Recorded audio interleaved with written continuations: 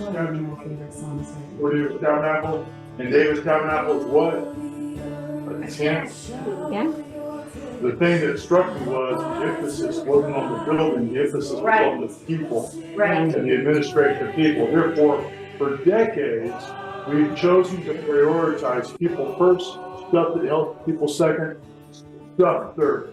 And I happen to believe if you're going to have stuff like a building facility, it ought to be a spirit of excellence. Okay, so we have always gone forward with that philosophy and allowed that to guide us. And y'all need to know it, KLI, we don't operate in the red.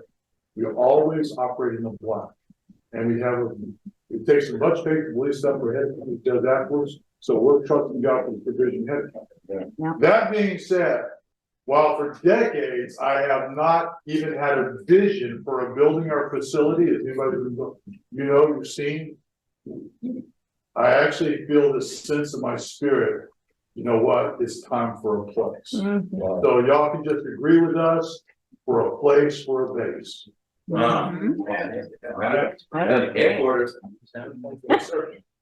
All right. So we are going to be doing a panel discussion on the subject of deliverance.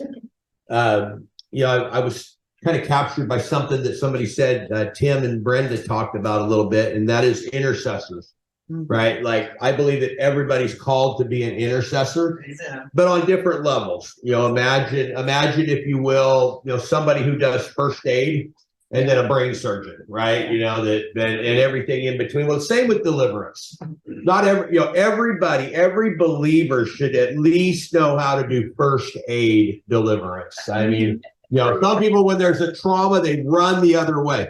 I don't want any believers in the kingdom, when you see a demonic manifestation, don't run the other way. You can at least do first aid. So this is a huge topic that we could do a whole conference on this. Sure. But what I want to do just is have about 10 minutes or so, each of you guys, just kind of introduce yourself and tell us how you managed, because both you guys we're all brain surgeons and deliverance type stuff. And so how did that happen? So. Yeah. Oh, and I get to go first. Okay. That's why I said when you end. Yeah. Actually, I had my first encounter with a demon through my stepfather. And he would go into, he was an alcoholic, and he would go into drunken rages. And then I saw his eyes shift, and I knew we had to get out of there. It just turned very violent and all that. So that was like my first encounter with it. Deliverance, I had, we did deliverance. When was that? Back in the 80s? Early 80s. Several of us had gone to the same church, and we had done deliverance, and it was hard work. Yes, we didn't know what we were doing. It was hard work, but I learned a lot. And then later on, I have always struggled with anger, with issues of anger. I mean, it's like I was a Christian for years, but I could fly off the handle at any time. And I'm like, what is this? I'd cry out to God. And so I found out about a ministry. It's called Restoring the Foundations, and it's a healing and deliverance ministry. And through it, we address 4 areas. We address the sins of the fathers and resulting curses. So all your history, your history of what's coming through the family line. Well, guess what was in my family line? There was a lot of anger and rage and alcoholism, and all that other stuff. But so we address that. We address belief systems that we have that do not line up with God's word, his character. It just does not line up with that. And we don't often even know what those are. Sometimes they're just blind spots for us. The third area is soul, spirit, hurt. And it's where the Lord will take you to a hurt and actually heal you from that place of hurt. And it's a beautiful process for anybody that's gone through sozo. It's a little bit like sozo, but it is more led by the Lord and the individual. We want the encounter between the individual and the Lord. That's where we really want to focus it.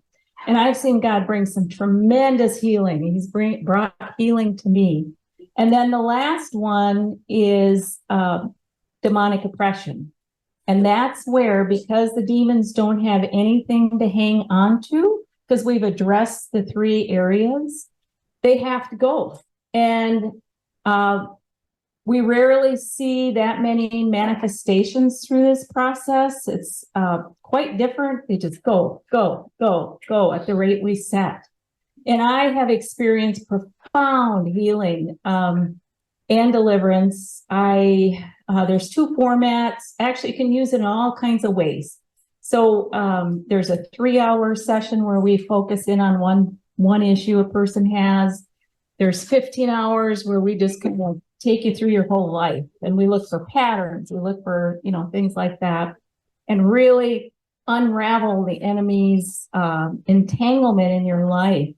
Well, I came home from my thorough ministry, and my husband kept waiting for the explosion. And it wasn't there. It's like I just didn't have that in me anymore. It was a true healing and a deliverance for me. And because I was riding in the freeway with my son one day, who was, growing, and we were just carpooling back and forth to work. And I just got mad because this person cut me off. It's like, and he turns to me and he goes, "Mom, you are out of control." And I went, "You're right." So I went and got ministry. So I got ministry, and the godly belief that I pull out, because we replace, like, if there's an ungodly belief, we work to replace that with a godly belief. It's not a mind, speaking just the positive. This is actually something that sinks in. And so my godly belief in that situation is God has given me a kind, gentle, and loving disposition, and I will walk in his truth. And it totally disarms whatever it is that wants to rise its ugly head. Well, the beautiful thing about this, each ministry, we've all had a different path. And so God is so faithful to use these different tools that he's given us. Restoring the foundations can be applied at the altar. Like I said, there's an issue focus, there's a thorough format. We can do it on businesses. We can do it on organizations, churches that keep having the same kind of problems, things like that. We can come in and do that type of work as well in those situations. So it's really applicable. But we keep everything confidential. And so I can tell you that people have received profound healing and deliverance, made different life choices because of it, but I can't tell you what they were or anything. So, yes. How many leaders in the body of Christ do you all usually minister to? Actually, we have ministered to a number of pastors, wives, leaders in different churches. This is an international organization, and there are people all throughout the world that do this. We do it on Zoom.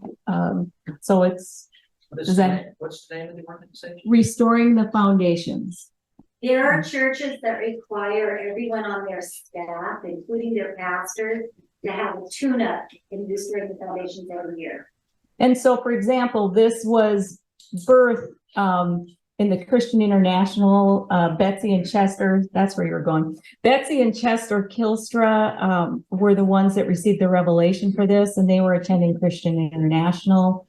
My understanding is that in Christian International, as one of those organizations Virginia was talking about, because leaders get pretty beat up sometimes, they get chewed on, right? Yeah, sometimes. And so here's the biggest thing I learned about Chuck is deliverance isn't rocket science. It's rocket science, but he was a rocket scientist. So this is done very systematically and thoroughly. It is. very systematic. The prayers can just be used across any situation, anything like that. Yeah, and Virginia ministers to children. I have not had the opportunity to, but she has brought it down to a level that children can understand, and it's very effective.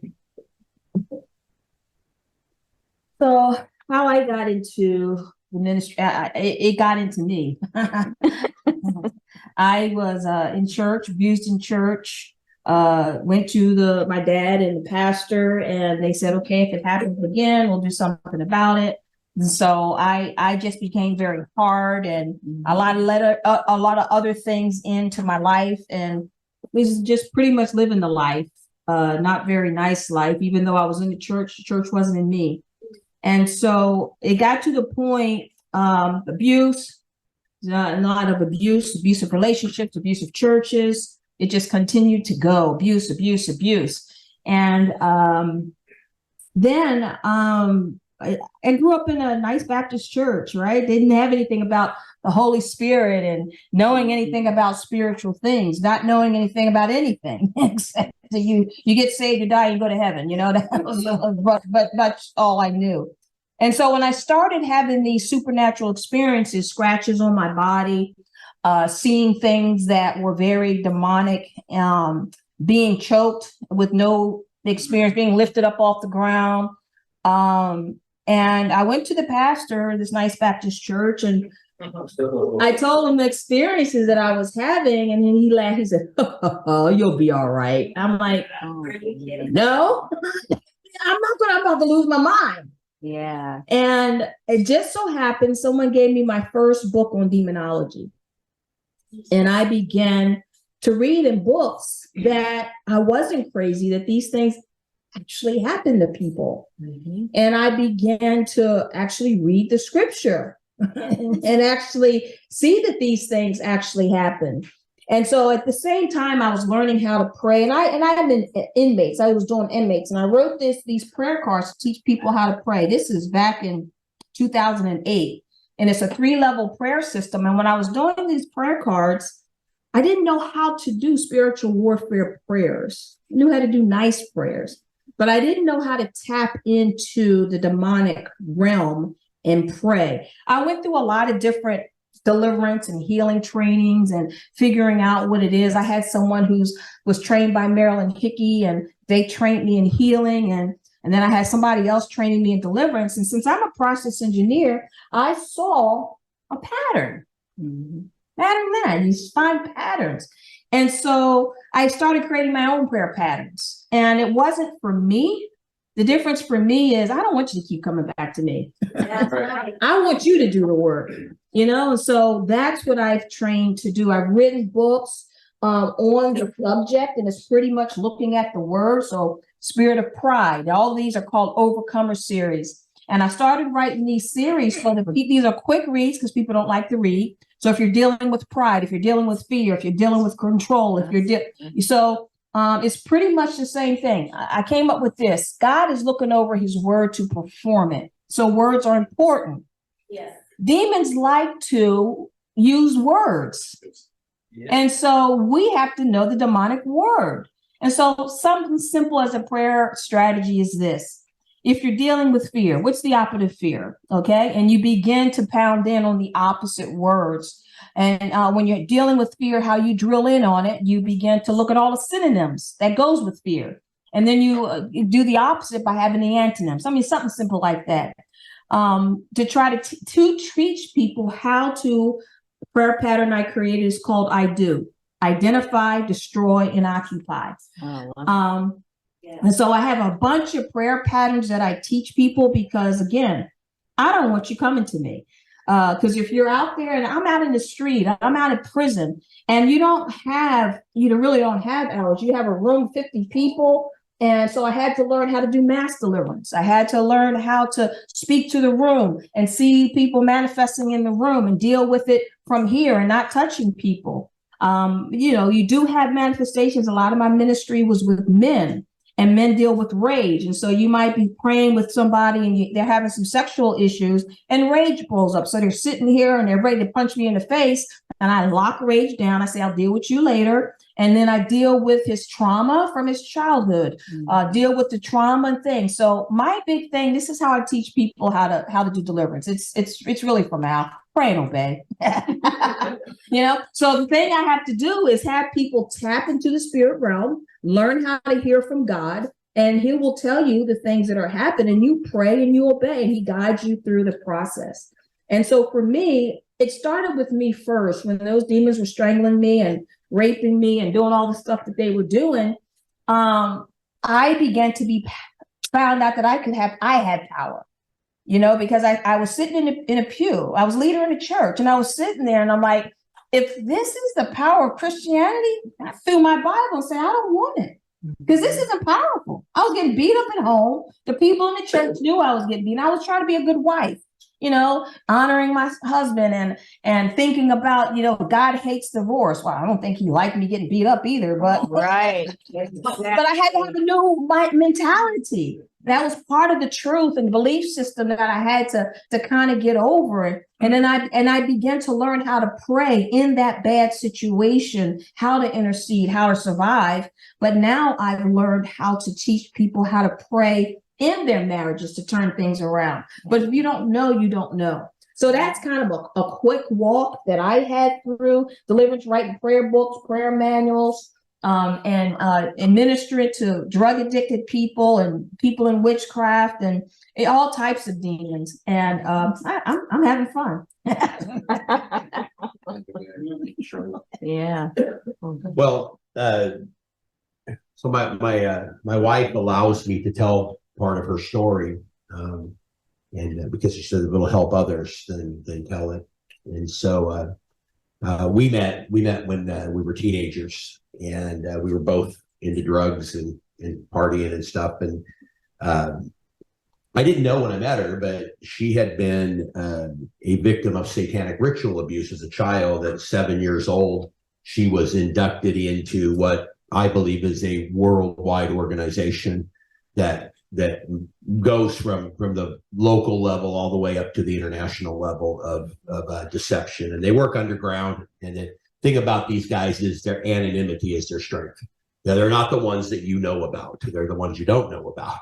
And that's what makes them so powerful. Anyway, I didn't know it. I had no idea what had happened to her. She never talked about it. And we got deeper into the drug world. And I got to where in my early 20s, mid 20s, I was selling large quantities of cocaine and methamphetamine, and sometimes up to, kilos, and a lot of money, guns, we having $30,000 or $40,000 with a mid-level upper on the poop pile. I mean, that's the way I looked at it. Was and so when you get into that kind of a thing, it attracts the attention, because the people that are in these organizations are always looking to recruit, just like we are. They're evangelizing. And so she was already known by these people, and they had actually not let go of her. What I didn't know was that there was still some contact all those years. And then, of course, if you know anything about methamphetamine, it kind of can make you lose your mind. And so I started losing my mind to some degree. And basically, these guys came and they were selling me drugs and buying them from me. And I was making around $5,000 a week selling their drugs. And they pushed me into a corner and basically said, look, we have made you. If you want to remain with the things you have, you will submit to us and do what we want you to do, which is horrible. It's blood in, you don't get in easy. And so I said no, I refused, and I really started going crazy after that. I mean, and had an amazing encounter with Jesus. And I saw demons, back in those days. I could see them. Once in a while, the black figure would just walk right across the room, and I had them on video camera. And so anyway, through a very intense encounter with Jesus, I turned my life over to the Lord. I mean, it was a 180-degree turnaround. I went from being a drug selling, major drug dealer 2 days later, I was in rehab, and I started going to church in rehab on Sunday, and I've never missed church in 27 years. And I love the church. I absolutely, because Jesus loves the church, and I don't like people that don't like what he likes. So, so I love her. Just like my wife, I loved my wife, and she was very flawed. She had many personalities, and she gave her heart to the Lord. But it still, we went through many years of very difficult, and I had to learn what love was through that. But so through that, I couldn't stop using meth even after I got out of rehab, had the encounter with Jesus. About every 3 months, I would relapse on meth, and it'd be a 1-day relapse, but it would be bad. Well, the 5th time I relapsed, and I never missed church. Even when I relapsed, I still went to church. And that's why I think going to church is a big deal for people. I mean, that's where big things happen in your life. Worship service, Spirit of the Lord comes in. I go to the altar, and my pastors come, and they pray for me, and I feel this fire go into my head, and it went down to my feet and rested there. And then it came back up. It went, it stopped right here. And it hit something, and I went, and that fire went out the top of my head, and I got up from the altar, and I've never touched methamphetamine again after that. It was just like I was gloriously delivered from that. And then a little bit later, and right after that happened, we went to a revival meeting, and there was a gal with us, a young gal, and don't let me talk too long because I couldn't. Oh, yeah. There was a gal with us, and she got prayed for. She was laying on the floor going, and I got down and looked at her, and I looked in her eyes and said, "That's a demon." And I said, "I'm going to cast that demon out of her." And I did. I go, "Come out in the name of Jesus." And she's like, "Oh, wow." And it came out, and I go, "I like that." And so God started putting me in places where I was praying for people, and I just would look at their eyes when I prayed. Man, if I seen a little, oh, there's a demon. Yeah. And I just thought, "In the name of Jesus," and it got to where I would go somewhere and speak, and people would just start manifesting. I had a nickname back then, they called the Demon Hunter. And there'd be people throwing up on the floor, and I like to say that I've made every mistake there is to make when it comes to deliverance. I've made a lot of mistakes, but a lot of people got free too. Yeah. So a little bit of time goes by, and I was praying with a guy who was one of the biggest, most gnarly deliverances I ever did. The guy had murdered people. He was in a gang, and he tore my shirt off. And I went, "Oh man." I said, and the Lord sat me down and said, "I don't want you to do deliverance." And so I didn't do any deliverance for a year. And then I met a woman who met with me, and she looked in my eyes and said, "You have a spirit of murder and suicide." And I'm like, "No, I don't have a demon. I didn't think I had a demon." And one of the biggest lies the Christian church has bought is that a Christian can't have a demon. That's right. Because when you get born again, it's a contract in heaven, right? You're born again, adopted into God's family, but your flesh isn't redeemed till the resurrection. If there's demons there, they're there. That's where they dwell. Paul said, "I know that no good thing dwells in me, that is in my flesh." Right? He had a thorn, a demon in his flesh, an angelos in his flesh. And so yeah, you can, I'm living testament that a Christian can have a demon. So here I was 10 years saved, and long story short, my pastor didn't believe a Christian could have a demon, but he ended up casting that spirit of murder and suicide out of me. And he was like, "Oh, I guess you can." And then we a bunch of really gnarly, bad, difficult things happened in our lives, my wife and I, and we were already in ministry. But she was like, she said, "I knew that what was in me, but I couldn't tell anybody," because they basically said, "If you tell anybody, they will kill you." I couldn't tell anyone, and I was afraid to go to church because I was afraid I'd manifest. She'd come in early and leave early and come in late. She didn't want to manifest that stuff. So God set it up to where she went through deliverance. I cast a bunch of demons out of her. But I didn't know how to deal with satanic ritual abuse. Mm-hmm. So I contacted an organization called Freedom Encounters, and they said, "Yes, we specialize in this, and we will help her." So they came to us. Actually, they got in their motorhome and drove up to Elma and spent 2 weeks there. And I went through it, and I loved the process. You know, I loved the process. I loved the way it worked. And so I became a Freedom Encounters. You have to do training and then be coached and be certified to work in their ministry. Now I know I've done my 10 minutes, right? Yes, you have. So what I wanted to kind of do next was the second part was to talk a little bit more about our specific deliverance ministries, but we kind of did that, didn't we? A little bit. I could add a little bit. Okay. Yeah, go ahead. Yeah. Yeah. Now I'll come back, talk about Freedom Encounters a little bit. Yeah, I mean, when you're dealing with SRA, that is a long process. You know, I mean, that's a process. And I believe God has wired our brains in such a way for people to be able to actually live after some of the things they've experienced, you know, so it's amazing. I too had to go through a lot of training. So there's a lot of training for me, trained as the different stages of the ministry. And I also the Lord has had me do mass, you know, just hold a service and whoever wants to come in, you know, they're doing things like that. But each process. So I think what we would like to do, if you don't mind, is, you know, it's real. It's real. If you're struggling with things, everybody struggles with things.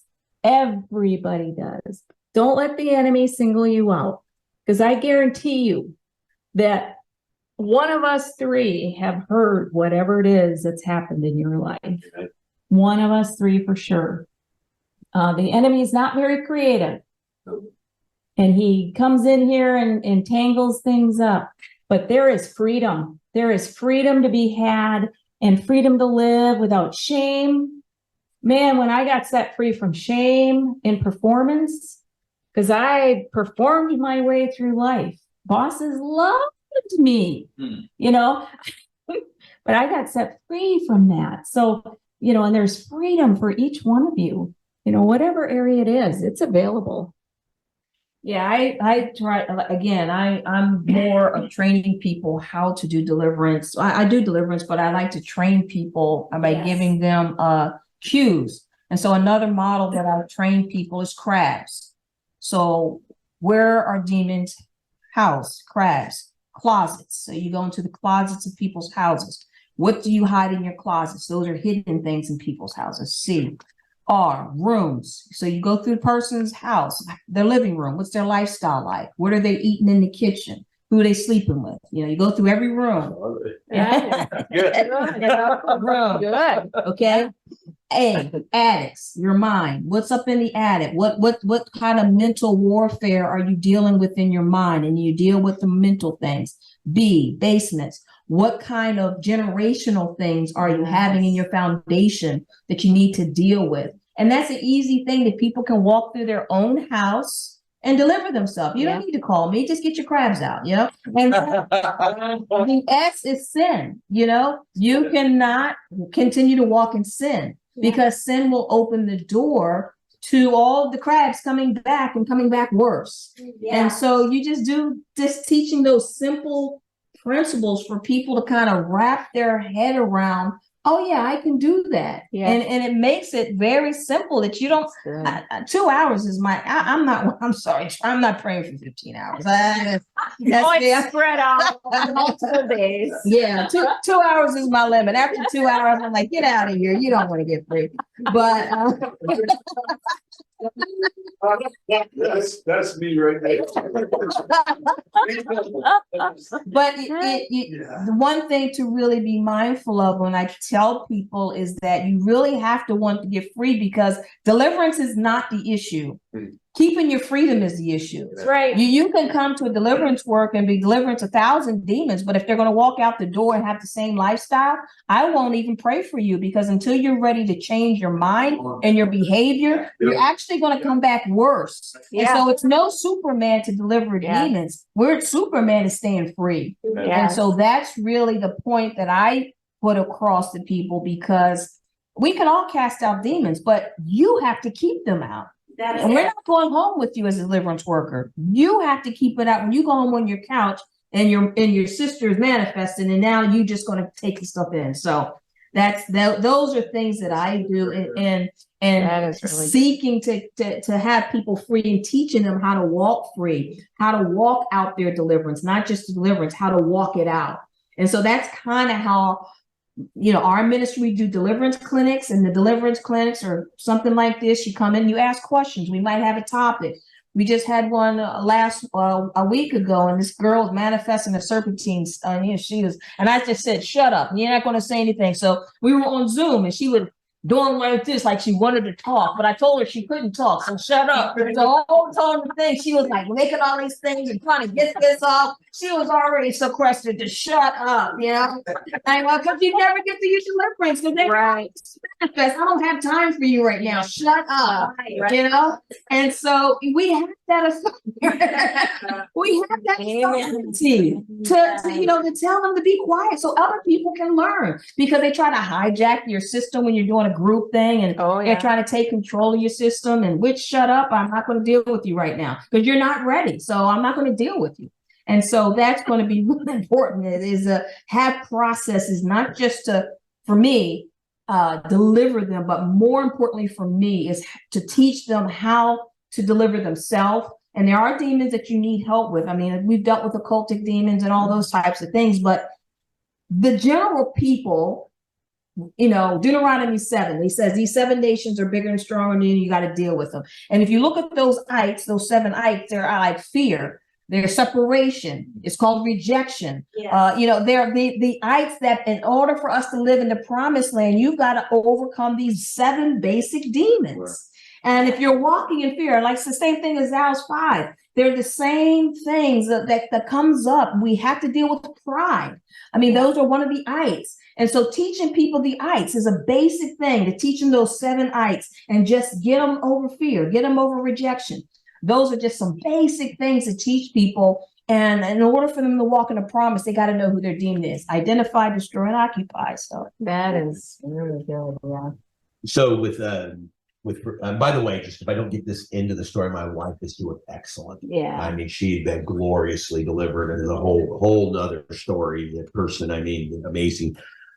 With Freedom Encounters, and we're all kind of doing the same thing. Yeah. And just a first aid issue. If you run into somebody that's demonized, one thing you can do is you can paralyze the demons in somebody. And you can take them to the courtroom of heaven and get a no contact order. That's right. And that'll help get them to the next place they need to be. But so in Freedom Encounters, the way that we do it is that there's a head demon. We identify, when my head demon spoke through me in my session, I remember hearing his voice from my very first memory. And in my estimation, that head demon's there from the time we're conceived. Mm-hmm. And it's very subtle. And so what we do is we put the head demon on trial.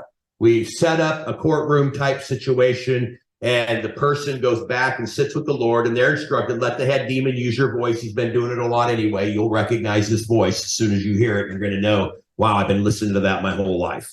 And we on trial in the courtroom of heaven, under the authority of the blood of Jesus Christ, we ask questions like, what were the 3 main lies you told Troy about God? And the head demon has to answer the questions. Mm. What were the 3, how did that affect him spiritually, mentally, emotionally? What were the 3 relationships in his life that you tried to destroy the most, and why? What are the gifts and callings on his life, and which ones are you most afraid of? And so we just go through that process of somebody typing it out. And then when we're done, we command the head demon and all the demons to leave. And they do. They don't want to be there anymore. They're done. And so we have a very extensive process of aftercare. And I was explaining to you yesterday that, like, you have a spider with a spider web, and you pull the spider out, but the web's still there. Well, the Gadarene demoniac, when those demons got caught out, that guy was in his right mind and doing ministry afterwards. But I believe that Satan changed his program after Jesus showed up and said, look, we've never been cast out before. So from now on, what we need to do is develop a program that we can operate from the outside in case we get cast out.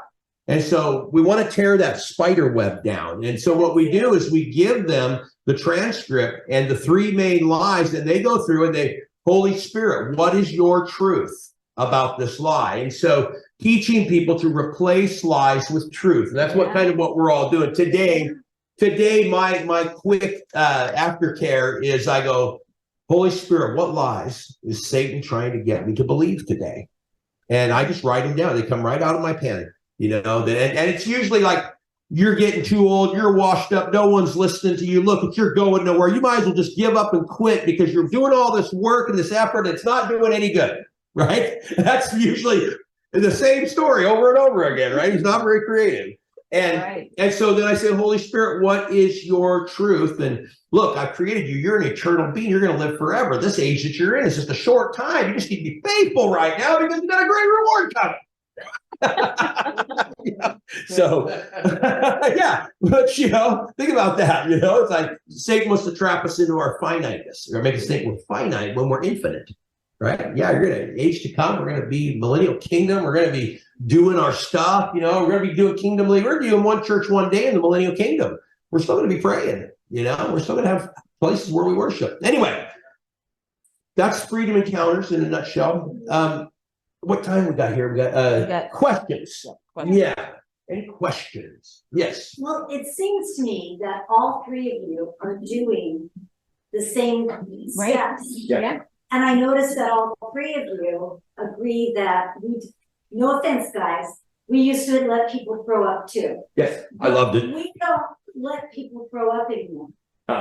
And isn't that true pretty much with all 3 of you guys' ministries? Well, because the throwing up becomes a huge distraction. Well, it really depends on our thing. We have personal sessions that we do, and we have open sessions that we do.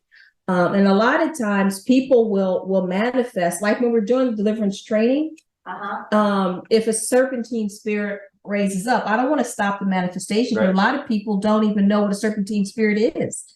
So you have to show them that what it is. You know, some people, they do feel like they're going to vomit, and then they take that with them and they stuff down what's happening. I can tell you, missionary came off of the missionary field. She was in Africa for years. I was coming to pray for their 5-year-old grandson. This was a private home doing a deliverance, and they wanted me to talk to their grandson. Well, the mother was there, and she began to manifest. And we had just eaten dinner, and then she was vomiting because all the stuff that was happening, and she's like, "This is really weird. I just ate dinner, but this is all blood." You know, because of the packs and stuff that she was in. It had nothing to do with her vomit. It had to do with and that changed her. And so it really does depend. In prison, I don't really want a bunch of manifestation because I don't want a bunch of guards running in and taking the inmates out. And so that's why I say it really depends on what you're doing is how I'm going to move and operate. Good. Okay. Yeah. Yeah. There was a question. Well, I want to just want to in the field, sometimes in the prayer lines and in different places, there will be manifestations, and I'm okay with that when it happens. But my thing is, to get them to the brain surgery part, that's what Freedom Encounters is more for those who are already maturing in the Lord. I wouldn't want to take a brand new believer through that. So, but there are times with new believers, especially if they've had occult involvement. When you cast a demon out of them, there's sometimes what we call the nest, and it has to come out. Right. And so, I still love the manifestations. It's just, I don't do them as much. What's that? You don't? I don't do them as much anymore. And I used to, like I said, I used to get off on it a lot. So A lot of work. it is a lot of work. Where are you A at? lot of work. So the other thing too is that vows people make, soul ties, we deal with that. Freemasonry, you'd be surprised how many have that and how powerful it can be in a family line. So, those types of things we deal with too. And it's not, the manifestation is not just the vomiting. I've had people just breathe, sweat profusely. I mean, there's a whole lot of things besides the vomiting. But if they go in, they got to come out. I liken deliverance to a bullet going out. Deliverance is pulling the bullet out. healing ministry is what happens after the bullet's gone. Yeah. And people need both. They need the bullet removed and they need the healing afterwards. And so people have to know the difference. Sometimes the mistake is a person needs healing and they're saying, get out, get out, get out. No, they're not oppressed. They're hurt. And so you got to administer healing to them, not deliverance. Right, that's true. Absolutely. Oh, in it. Carl, thank you, Carl. So, kind of like a two-part question. Brennan, my wife, you aren't with us. We've gone through a couple different kind of deliverance trainings, and the second one was much more thorough. It was like I went through 2.5 days of inner healing on these topical things y'all been talking, which was great. But then we kind of been dormant. We haven't been taking people through stuff in like the last 2 or 3 years. And then on YouTube, these guys came out. I don't know if y'all saw them or not. Demon Slayers. Have you heard of them before? Oh, yeah. And so we went to the movie theater. They did a national deliverance, at the one-day deliverance at the movie theater. So I said, well, let's go watch that. Yeah. So he does his explanation, gives some testimonies and everything. It's like 5 guys that they're a group of guys that do this across the United States. So right before he does the deliverance part, he says, we're going to go through some of this stuff. Don't be surprised if there's manifestations in you in the theater. And I thought, that's interesting. So he got into it in less than 5 minutes. There was a girl in the 2 rows in front of us that started screaming and rolling around on the row in front of her. And I said, that's what he said. So we lost contact with our mind with him at that point. So there's like 4 or 5 of us, and we prayed for her for about 45 minutes. And so we tried to give words of knowledge of what was causing, and we got a few things going, and then her sister started manifesting. So it went into a big deal for a long time. And so I was wondering, how effective is that just dealing with her versus getting her privately? So these public things where you get a couple of manifestations. So what is really the long term for someone like her without doing a personal, taking her through the personal stuff and getting her thoroughly set free? So I can address part of that. When you're dealing with somebody, unforgiveness is the main thing that will hold something in place. Yeah. Have to get them to forgive. You have to choose. You may not feel it, but unforgiveness will allow things to hold in place. I generally deal with people maybe after Troy or I'm taking them through kind of a deeper piece of it. So I mean, people get set free. I would say this. I've had people go to various types of healing ministries. I had one go to the big deliverance. She was sick for a couple of days, and when I saw her, I'm like, well, what happened?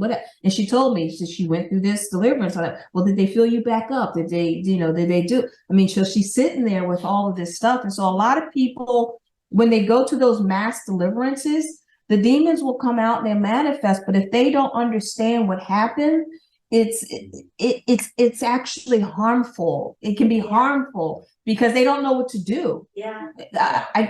We had a girl that was delivered. She had a pastor told me this. Delivered a girl with mental illness. The mental illness, after 2 days, the girl called her and said, "I can't take the quiet anymore." I asked them back. Oh. The demons came back worse. She's now in a mental institution, and that pastor stopped ministering. So that demon got 2 people out of one deliverance. Yeah. This is a strategy. This is a warfare. And if you don't understand how to war, that's why I say I want to take wieners and make them warriors, because we have to learn how to fight. That's I want to teach people how to fight. So And part 2. Oh, go ahead. Sorry. I totally agree, because we need to equip them. That's part of the same thing. We equip people to do self-deliverance, to self-inner healing, all of that. Yeah, I think like Tim says, pray and obey, right? That there were times when like I had a guy come that was suicidal, and I prayed, and he became unsuicidal after that. Mm-hmm. And I heard about him after that, but I never saw him again. Right. But at that moment, he was ready to kill himself. Yeah. And I commanded that spirit to go, paralyzed the demons that were in him. And so that's a big tool we have, is paralyzation. You can paralyze the principalities and the powers over an area, you know, and render them unable to function. So If I can also interject real quick, and so who among you also has other credentials when it comes to counseling and things like that, and what you offer? Oh, I'm a drug and alcohol and problem gambling counselor, state licensed, and so I've been doing that for like 23 years, I think. I've been doing drug and alcohol and problem gambling, domestic violence, and stuff like that. So, As for Crystal, for me, I since I'm getting a lot of mental illness, I went back and got my mental coaching certificate to understand how the mind works and how mental health works. I don't have a counseling degree, but the mental coaching allows me to understand the mind, and also opens me up to other counselors and mental health professionals to help, because we're not super people. We know that people will get healed by having surround care. And so if I have someone who's in the occult, and I'm not dealing with that occultic demon right now, because you got so many other issues that we're not going to touch that right now. And so she's going through mental health and psychiatry to get her balance, because she has so many issues. Everything is not ready for the demon to cast out. There's other things that she has to maintain. So knowing where you end and where you have partners to pass them on to other people to help, that's why the house is fit together. That's when the Apostolic Resource Center, you're building those connections with mental health, with psychiatry, with naturopaths. And so that you have these friends that are around you that you can put people off to, that you can trust. The scriptures say that life is in the blood, and I know that the demonic looks at blood and people vomit blood. When people deal with demonic, and you guys deal with that, and deliverance of curses, patterns and cycles, right? But do you also combine dealing with the generational iniquities? Because iniquities are things you inherit, you didn't cause. Yep. Yeah. People are in turmoil, and I believe that, and I want you to speak to them, do the demons latch on to the generational iniquity? Because there's a legal claim that says you'll be cursed to the third and fourth generation. So you have these people dealing with their mother had cancer, their grandmother had cancer, now they're dealing with cancer. Yeah. And so because I think the demons, deal in that realm kind of in the background, but how important is the generational iniquity when it comes to demonic deliverance? I think we could say that all of us are trained, and that's one of the things we all do. Yeah. Is go back and deal with generational. Yeah, you have to. It's different for different ways, maybe, but you can't do deliverance and ignore the generational things, whether even if they're learned behaviors passed down and behaviors that demons were involved in, and also the vows that were made by parents and things Because like that. that's part of their identity, and then they're believing that lie. Right. And a lot of people, they look at the curse. I tell them not to look at the curse. Right. I tell them to look at the cause. You have to go back to the cause, because there's no curse without a cause. And so you have to go back in the generational line, and God will give you the impact. It can be in the womb. I had deliverance where I was going back, and went all the way back to the womb, and found the issue that happened with her parents in the womb. I mean, so, God will give you insight in how to break those things. I mean, I have so many different stories. I was in prison, 3 people sitting there, in prison, coming in. I had the daughter, the mother, and the grandmother, all in prison at the same time.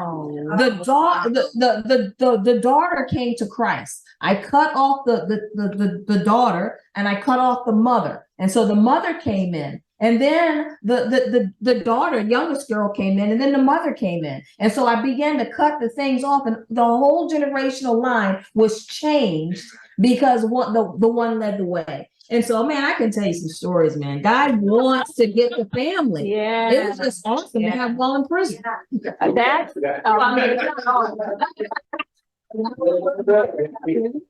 We have 10 minutes, so okay. Carl, quick. Okay, real quick. Follow-up self-deliverance. So I don't know if any other men are stubborn or get in arguments with their wife over just stupid stuff, but I do it. And so we realized that I committed a sin Then because I'm stubborn enough, Brenda commits a sin with me and we get in an argument. But we realize we can say, I'm sorry, please forgive me. But then we realize we've given the enemy a legal right to have strife, division, argument, spirits that come in. So what we do is the method we learn is all about legal rights of the enemy to come in. So we have to go through, instead of just saying, I forgive you, you forgive me, God forgive me, we say, Lord, I ask you now to cleanse me. We cancel the legal rights of division and strife in our life. And without staying in our life, we command you to go back to the pit and leave us now in Jesus' name. So we add that. So that's what we do. I don't know what you guys think of that, but that's what we do. Rather than just say, we do agree to forgive each other, but we say, we get rid of the rights now for what happened through the sin itself. Yeah, we definitely lack time to go into like I could do 2 hours on alter personalities and trauma formed personalities and sub layers of people's personalities and following a script. A lot of married couples follow a script, and the demon. Remember that Satan was assigned to eat the dust of the earth, right? Well, we are made from dust, and our death is dust, and he eats our dying, and he eats our arguments. That's why he goes around looking a roaring lion. So he gets into a familial system, and he'll work that and get everybody on a script. Well, you say this, then you'll say this, and pretty soon they're all feeding off of the strife, right? So you identify the script. In a marriage, it's really good. Identify the script, go off the script. We're just about out of time. John, did you have a question? I've seen some people be very effective at obtaining mass deliverance by calling out a fairly general category of stuff. Everybody that has blah, blah, blah, blah, blah, blah, whatever it is. And let's confess this, and I confess every instance of idolatry and sexual abuse and blah, blah, blah. So it's a very general thing, and they'll get some manifestation. A lot of people walk away going, I got free for the first time in my life. Whereas others, it seems like the demons just shake their heads and go, that's all you got. I mean, until you get down and say, I've confessed the thing I did on February the 17th, 1996. You gotta get specific confession, specific repentance, specific denial, in order to get specific deliverance. You guys have any, if you will, prescriptions for us on when to use, let's say, blanket categories versus very specific confessions and deliverances? I would say that the guy who trained, one of my biggest trainers said that, that once deliverance starts, he thinks it's a one-way street. Nothing wants to get back in there where things are coming out. I think that like a blanket deliverance is very helpful because you're getting, if stuff's coming out, and I feel that that's going to be helpful to most people, so I don't really know what to say as far as I do things differently all the time. Because the one thing that God never wants to do with any of us is give us our own pattern that works for us every time, because then we won't need him anymore. Right. So it's just a matter of again, I'm just going to go back to the beginning. Everybody that's a believer should be able to do first aid. Mm-hmm. If you run into somebody in the field, you should be able to, I paralyze this demon right now in Jesus' name. I'm not going to allow it to harm you anymore. Go find a medic, and have them or take them to the emergency room, right? We should all be able to do that, but it's a massive topic. I mean, there's a 5-day seminars on this or more. I mean, I've spent hours and hours listening to Derek Prince and John Eckhart and all these people that are just like big in the deliverance world, and just being when the situation comes up, Father, what do I do? What do I do? What's required here? Okay, one more question. Let me finish and get this. So, John, when you think about that, when you see the mass deliverance, a lot of times what you don't see is there's a team that's going in there and digging in a little bit more that's off camera. So many times when you have the person from the pulpit, they have ministry teams out there that's helping get to the level of detail and hopefully filling them up on those levels.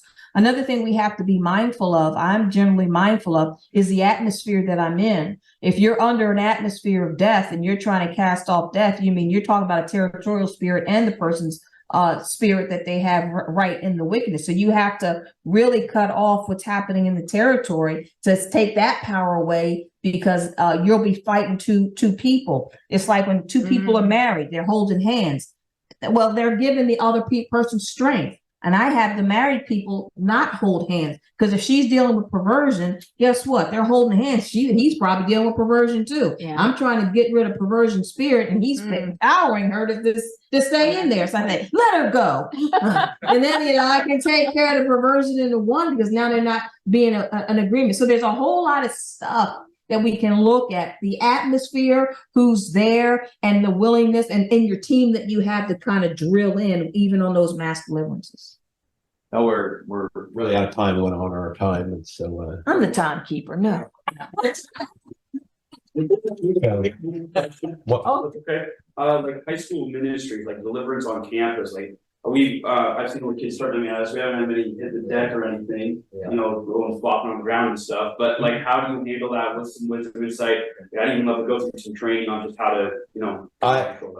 The short answer for me would be that would be the kind of place I see demons manifest all the time, and I don't deal with it because sometimes it's just not wise to deal with it in your setting.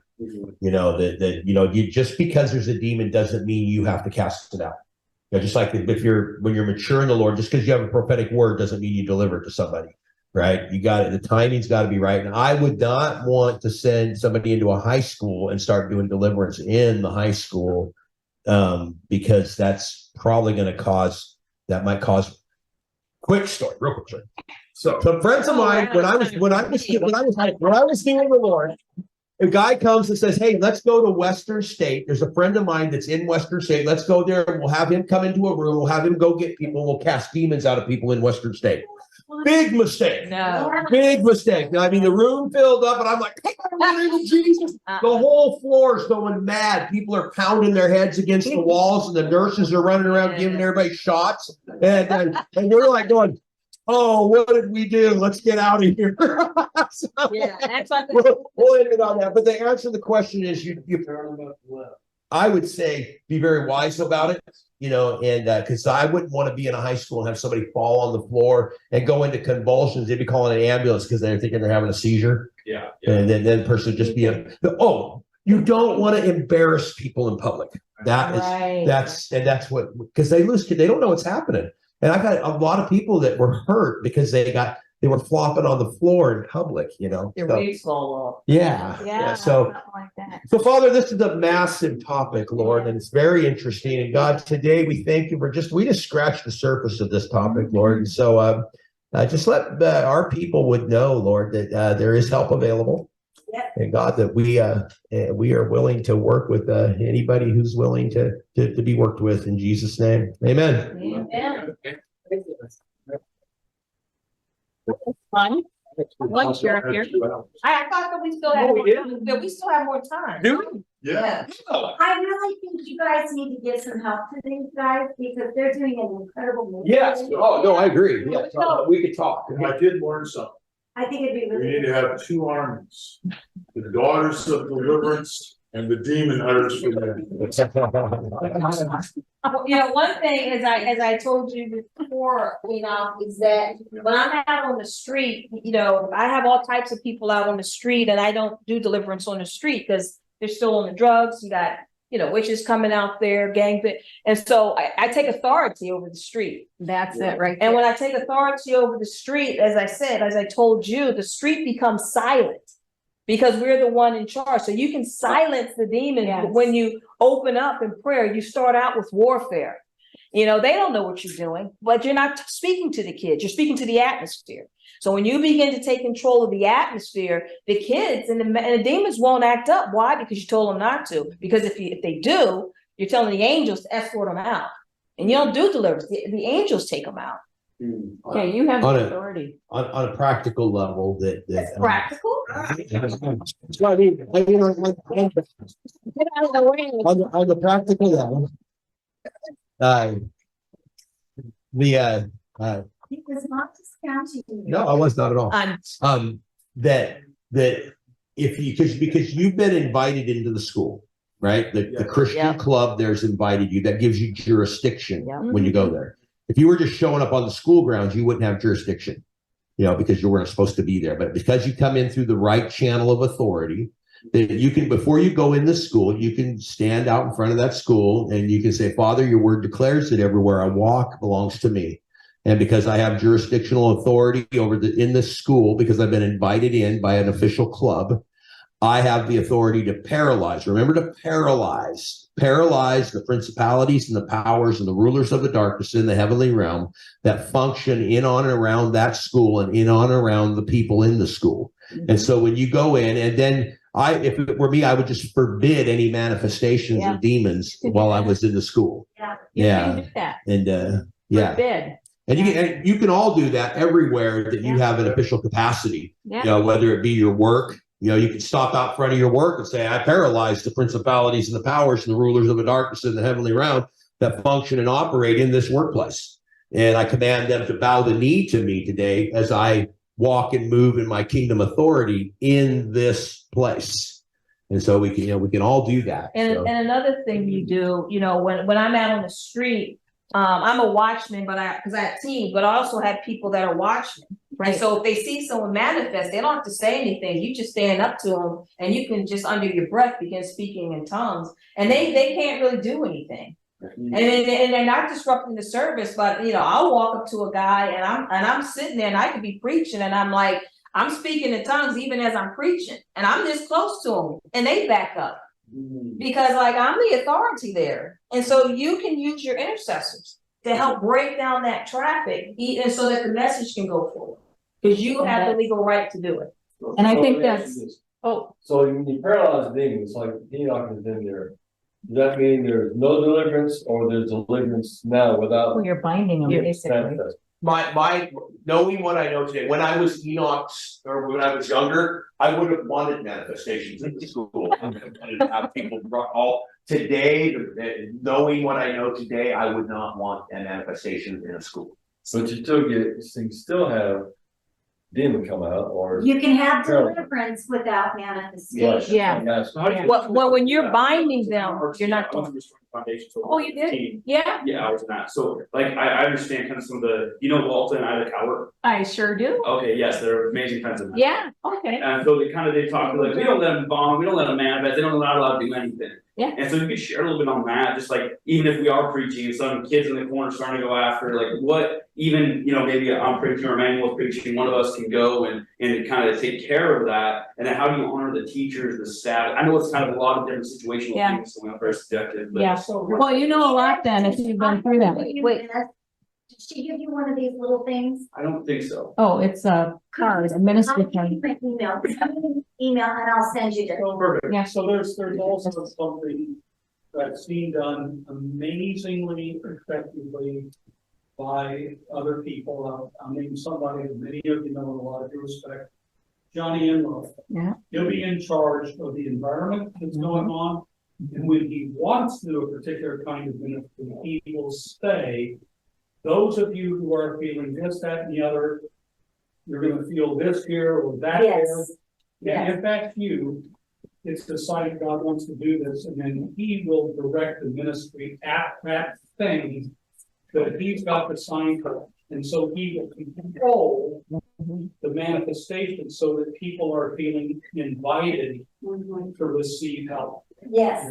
So it's a matter of him exercising his prophetic insight and his authority to direct how manifestation. And when. Yeah. Yeah, I mean, it's a very, I do not do deliverance without intercessors. Right. I have backup. I have people I call or I email. I don't tell them anything about the situation, or if there's an event, I always have intercessors.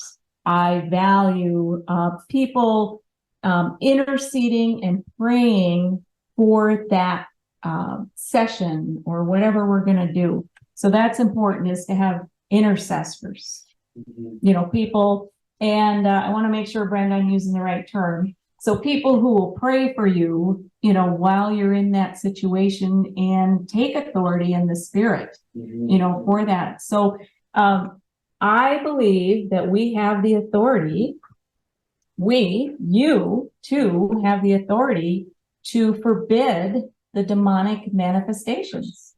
You have it. And the first thing the enemy likes to do to us is cause fear. I'm afraid, this demon's so much bigger than that demon. No, they're not. I've seen them in the spirit. I mean, I have seen them, and you have the authority to do that. And so that's what they were teaching, about the forbidding the manifestations. And we say a prayer. We forbid any excessive manifestations, that type of thing. As you were talking, what I want to say is that I can imagine with what you're doing, Satan would love nothing more than to make it to where you couldn't go into the schools. Right. So your main thing is you want to keep doing what you're doing.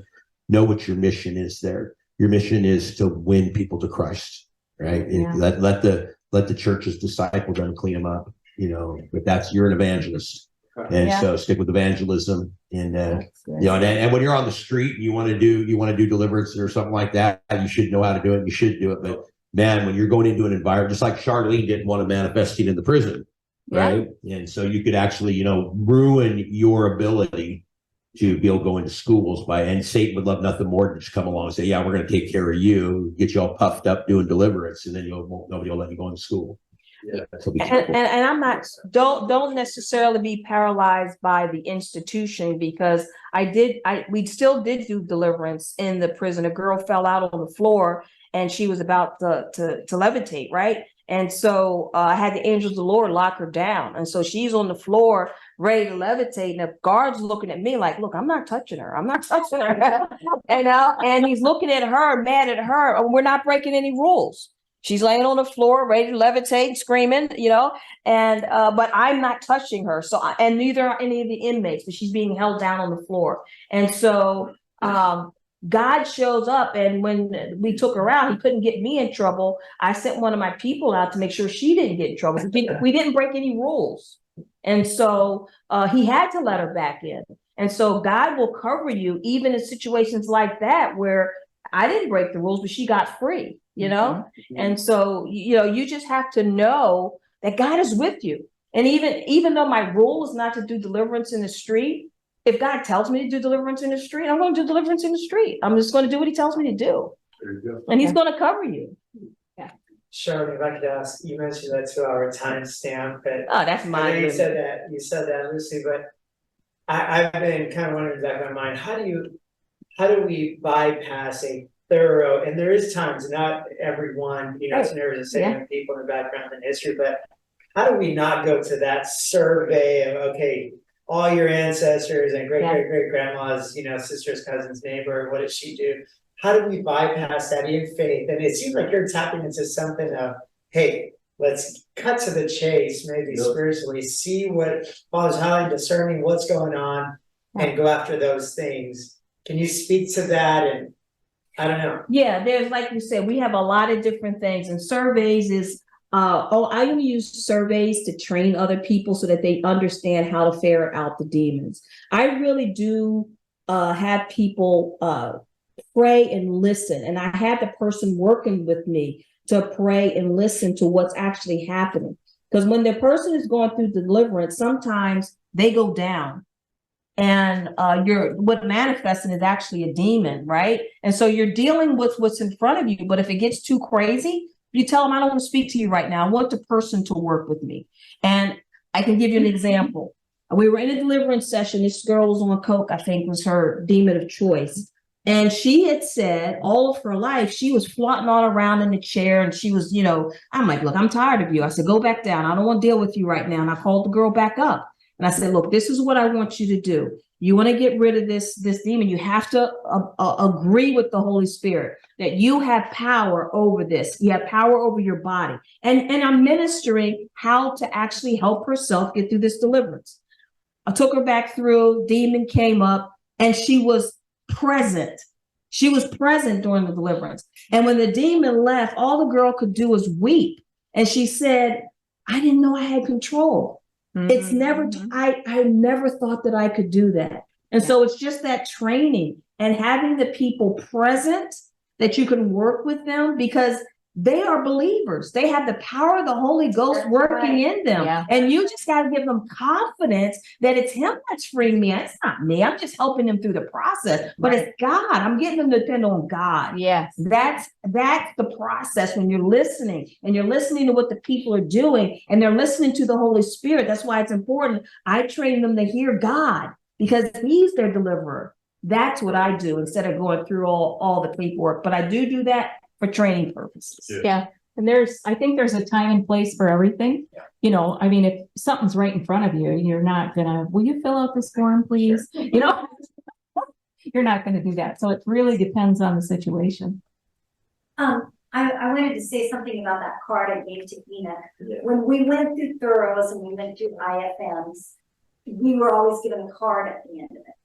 I actually went through Healing House Network training, and I quit being a Healing House minister because I minister to children, age from whenever the youngest I've done is 3-year-old up to 18. I minister to them. I use the card to do it. They don't fill out paperwork. The parents tell me one demon that they know that child needs delivered from. I get the child to agree with me on that. Everything else comes from the Spirit when I'm doing that card. We ask the Lord, what exactly is the background? And you know, the Lord will speak through these children and they will tell me things they've never heard. God gives them and gives me input, and the parents have wept because of things that the kids have said that the kid didn't know. The kid didn't know that their father pulled a gun on the pregnant mom while she was in the womb. But the daughter was saying, well, I'm in this dark place and somebody's trying to shoot me with a pistol. Yeah. And so God will anoint you in situations that I believe every one of these three can give you story after story after story. Well, he will bypass the paperwork, he'll bypass the crab, he'll bypass whatever to deal specifically, but it's a one-on-one situation. I wouldn't do that in a classroom full of 20 people because things come out that nobody else needs to hear. Yeah. That's good. Yeah. Sorry, it's on a practical note. So from my understanding of these, it's only some serious deliverance, just be like, hey, I would love for you guys to come. We have a church meeting this next Sunday, get a hold of your pastor. Hey, this is, Pastor Johnny over here. Hey, we'd love to get in touch with you and have a meeting with you, and we can walk some of this stuff out. Just kind of see the manifestation, shut it down, kind of in the pastor do the follow-up. Like, from my understanding, it seems like the wisest way of doing things. We're even looking at a process right now, not just being in the gymnasium, but also after school, same day, doing like some more Holy Spirit driven healing and different things, and follow up with kids and baptisms and whatnot on school campus, like in the parking lot, different things. And so kind of thinking, we can do deliverance there and stuff, but so just to kind of more practically what I'm hearing is just, hey, just kind of shut it down, wait for them to kind of get involved more in church setting or something. So I have an experience to suggest a couple of things. So we learned deliverance by the seat of our pants. We got started off, we get a phone call. We had a family come to a Liberty House church. Just so happens their mom was a witch, and their children. Just so happens. Just so happens. And the children that came to our little church, well, guess what? They were men. We get a phone call. Tim, y'all need to be here 10 minutes ago. And the husband of one of the wives was wrestling with the brother on the ground. Get over here and grab him. It's like, because there's a demon manifested. So I jump on, I'm grabbing him, and I'm going through, it's like, I don't recall Jesus ever wrestled with anybody. Yeah. And I guess it's not like 7 cents a kilo. I'm controlling him pretty good. And as we get up and the stuff settles down, the wife says, and it's her brother, I still think there's some more demons. It's like, all right, you're going to come to my house. On your property. See, I had jurisdiction. And so it's like I didn't have jurisdiction. And again, I'm learning. I'm praying to obey, and it's like, wait, I don't see this in the word. So I said, you come to my house. He came to my house. I met him at the door. Big smile on my face. Welcome. And I just rebuke and bind every demonic spirit. I forbid you to manifest in my house. And then we went through the deliverance and everything like that, and he was fine. Yes. And but my point was, I knew I had jurisdictional authority, so I would suggest to you, you gotta, because everything is dynamic. And so just be aware of the different dynamics and say, Father, what do you do in this situation? And if they're gonna deliver them, put you in the situation where you have clear authority to deal with it. And if they come to you for deliverance and ask for help, they're just giving you permission to also do that. So he came to my house. And another thing is that when you're leading people to the Lord, they can still get saved. That's the thing, is that if they make a commitment to Jesus, they're born again. And deliverance will come that's been my experience, is those who want to be free get free. It's like the Lord will lead them to somebody to help them. If you want to get free, keep going to God. Lord, I want to be free, and the Lord will set up your situations to where you will end up free. And the enemy would love to do anything he can to divert what the Lord has called you to. Yes. If he's called you for salvation, the enemy would love to have these demons manifest to take all that attention off souls, things like that. So keep that in mind too. if I can interject one thing. You also need a discerning spirit to discern between spirit and flesh, because there are works of the flesh, and one of the works of the flesh is witchcraft. And some people do it just to get attention. And candidly, the guy I was wrestling with, it wasn't so demonic as it was attention getting. But then your next one last thing. Witches will find deliverance ministers to cast demons out of them so they can get more demons. So you got to be careful. I've had that happen to me before, where somebody came because witches will find, because more demons means more power for a witch. And so if they can get the demons cast out of them, then they can get 7 more. They know the Bible. And so they can get 7 demons cast out and end up with 49 and be, 7 times more powerful. What do? You ask them, are you going to get clean and stay clean? Yeah, you would need to have the discernment is your best friend. Yes.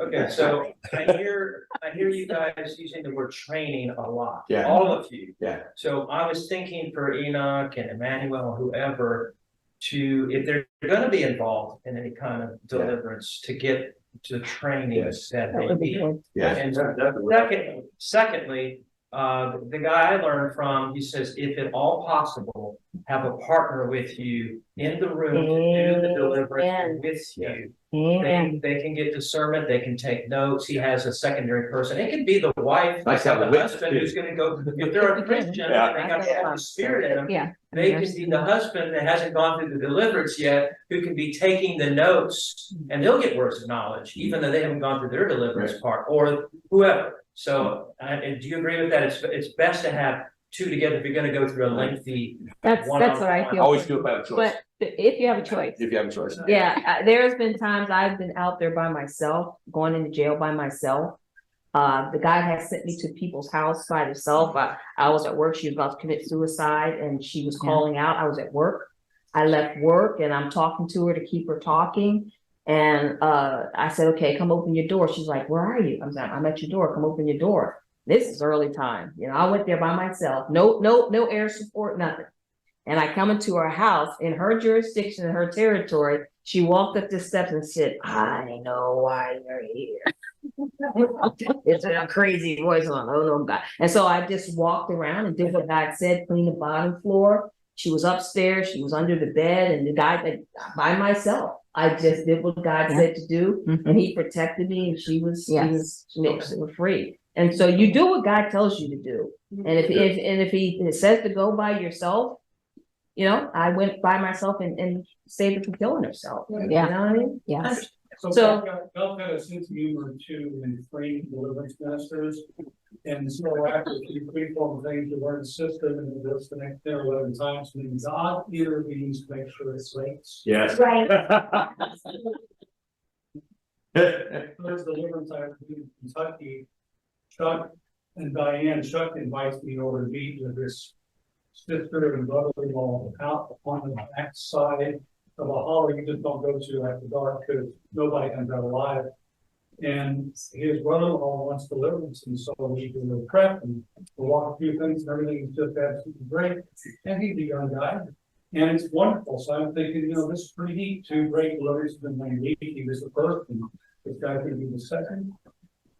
We challenge one spirit on iniquity, and all of a sudden he starts to heave from about his toenails.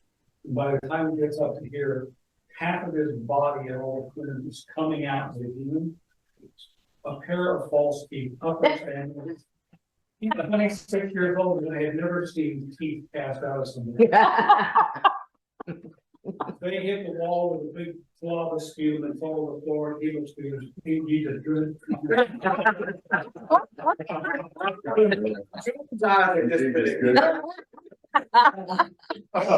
All I could see was the front page of the only newspaper published in the 100-mile area going, local Ashland Oil executive arrested for casting the teeth out of the drug. That was the headline I could see.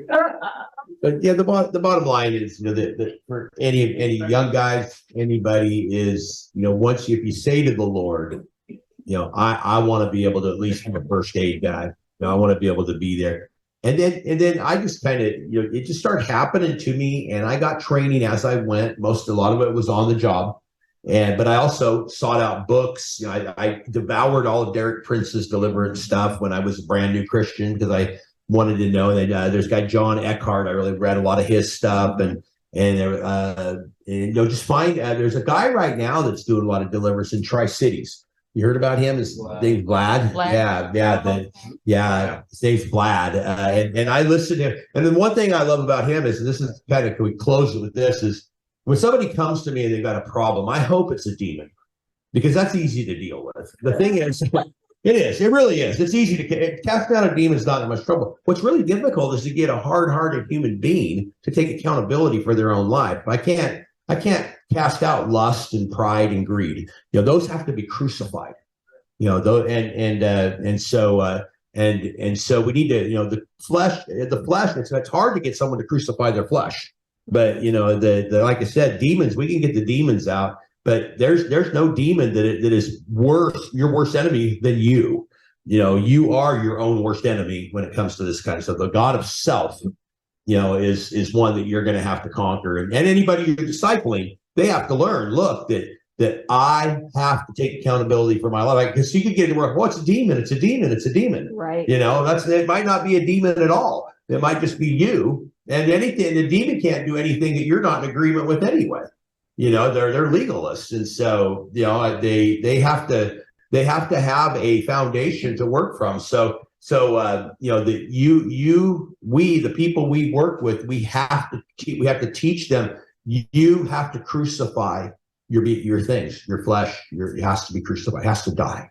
It has to die. So. One thing we haven't really discussed, we have a little more time, is mental illness. It's really important for us as ministers and leaders to understand the mental health of people, because not everything's a demon, right? And so we have to understand that the science says this, that people that have mental illness go at least 11 to 20 years before they get professional help. But they are in our churches every week. Yeah. Right. And so if we in the church can't recognize in the youth department, in our women's ministry, in our men's ministry, mental health issues earlier the better, then we are the first brand that can actually help people get free. Is it a chemical imbalance? Is it a demon? Is it something that they need to do in their diet? Is it something that can be treated with medication? They're seeing us first. They're coming to our altars first. And if we don't recognize the signs of addiction, we don't recognize the signs of mental health. We had people coming. I went to a youth conference a couple of weeks ago, and these looked like good kids. And this girl was being trafficked. She was going to school, and every weekend she was getting pimped out. And she was living at home, and she's a Christian girl. And there's, we don't even see the signs of those that are being trafficked. in our schools, and we have to have a discernment and an eye to see them, because it's 11 to 20 years. So you can imagine if we would have got that 11-year-old in the beginning, Yeah. instead of waiting 20 years for the issue, we could have done a lot of work to help this kid. And so it's really important, because mental health, as it compounds, that's when the demonic forces come over, because now they have something to latch onto because of the weakening in our soul. And so really if you have a ministry, get someone trained up in mental health coaching, get a mental health provider, have a volunteer section for mental health, and have people come to that section, because people are dealing with grief, anxiety, fear, depression. Oh my gosh. All of these symptoms that can be treated right here in our churches, and we're doing yoga. We're bringing yoga into church, Right. And they always say, how are you? I'm fine. Oh, yeah, absolutely. You know, and so yeah. we as a church can help divert an 11-year train wreck, because we recognize this kid sitting in the corner by themselves, looking depressed, looking sad. We can go up and befriend that kid and begin to walk with them, begin to befriend them. Instead of just saying, oh, she's just a sorrowful kid, just like her mother. Well, now you're looking at a generational thing. Deal with it. Just don't poo it off. Right. So that's my spiel on mental health and addiction. That's another topic that's huge. That was supposed to be on our thing, mental Yeah, health and yeah. addiction. I thought was on there too. Yeah. So anyway, Lord, we thank you for this Yeah. time, Lord, and we want to please you, God. That's our main goal, is that when we meet you, you'd say, "Well done, my good and faithful servant." Yes. And so that we want to be we also want to be effective, Lord, in the kingdom, Lord, because everybody in Kingdom League International is a kingdom-minded person. Yes. Lord, and we want to be effectively administer your kingdom on earth, Lord. And so let us be led by the Spirit in all these things, in Jesus' name. Amen. Amen.